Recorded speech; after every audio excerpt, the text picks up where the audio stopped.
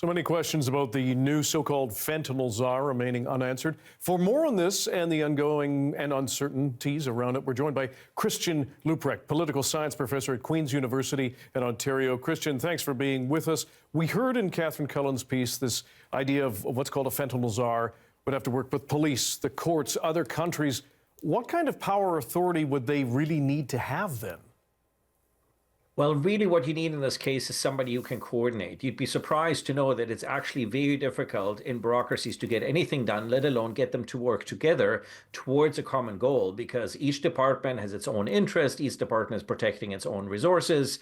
And so this is first and foremost making sure that all federal departments are working together, that there's a clear lead, a clear direction. When there's dispute over fiscal or human resources, there's somebody who can make an expeditious decision, but also somebody who can coordinate with the provinces. For instance, there's been much announcement, of course, by the Premier of Ontario, for instance, about Ontario Provincial Police resources being devoted to surge capacity at the border, but there's been hardly any coordination between the federal government and provincial government, or federal agencies and provincial agencies.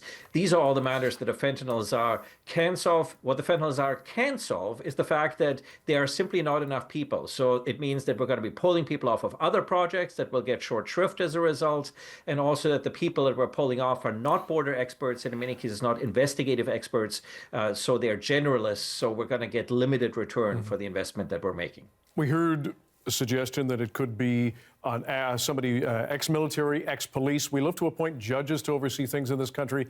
Any names spring to mind for you? What you need somebody is somebody who understands the federal bureaucracy and has a reputation for being able to get things done and to cut through the policy, the fiscal, and the HR challenges, which are quite significant, of course, in a government that has imposed both fiscal cuts in terms of operations and maintenance budget and a sweeping hiring freeze, and nonetheless is able, under these staffing conditions, to move the goalposts significantly enough that the Trump administration will notice. And all that in 30 days. This is a huge challenge. Why do you think it has not been given to somebody like the public safety minister or another cabinet minister who can perhaps not have to get so up to speed on how the bureaucracy works, at least at the present time, and simply make these changes? Well, what you need from the minister is political top cover and a clear direction that this is a political priority for the department. But ministers are simply too busy. They are not just ministers, of course. They sit in cabinet and have to make all sorts of cabinet decisions. They are also local members of parliament. So they have a lot of things on the go, and they're at best generalists on the files.